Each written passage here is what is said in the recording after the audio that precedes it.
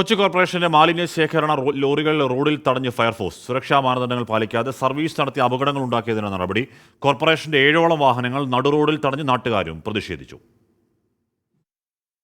വിവിധ സ്ഥലങ്ങളിൽ നിന്നും ബ്രഹ്മപുരം പ്ലാന്റിലേക്ക് മാലിന്യങ്ങളുമായി പോകുന്നതാണ് കൊച്ചി കോർപ്പറേഷന്റെ ലോറികൾ. മാലിന്യം റോഡിലേക്ക് വീഴാതിരിക്കാനുള്ള സംവിധാനം ഒരുക്കാതെയാണ് സർവീസ്. ലോറികൾ പോകുന്ന വഴി മുഴുവൻ മലിനജലം. ബൈക്ക് യാത്രികർ തെന്നുവീണ് അപകടമുണ്ടാകുന്നത് പതിവ് കാഴ്ച. വേസ്റ്റ് വെള്ളം റോഡിൽ കൂടെ വീണ് ഓരോ ബൈക്ക് യാത്രക്കാരും വീണുകൊണ്ടിരിക്കുകയാണ്. ഇപ്പോൾ കഴിഞ്ഞ ദിവസം തന്നെ ഒരു ചേച്ചിയുടെ 2 പല്ല് പോയി. ഇന്ന് രാവിലെ തന്നെ ഒരു കുഞ്ഞൻ തള്ളയുടെ വീണു. ഞാനാണ് ആശുപത്രിയിൽ കൊണ്ടുപോയത്. ഇതിൻ്റെ അധികാരപ്പെട്ടവർ കണ്ണു തുറക്കുക ചെയ്യുക. മാലിന്യ വണ്ടികൾക്ക് പിന്നാലെ വിശ്രമമില്ലാതെ പാഞ്ഞ റോഡ് വൃത്തിയാക്കേണ്ട ഗതികേടിലാണ് ഫയർഫോഴ്സ്.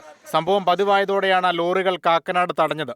ഈ മാലിന്യ ലോറിയിൽ നിന്നുള്ള വെള്ളമാണ് നോക്കിയേ, വെള്ളം നോക്കിയേ. ഈ വെള്ളം റോഡിൽ വീണ് കഴിയുമ്പോൾ ഇരുചക്ര വാഹനങ്ങൾ തന്നെ വീഴാണ്.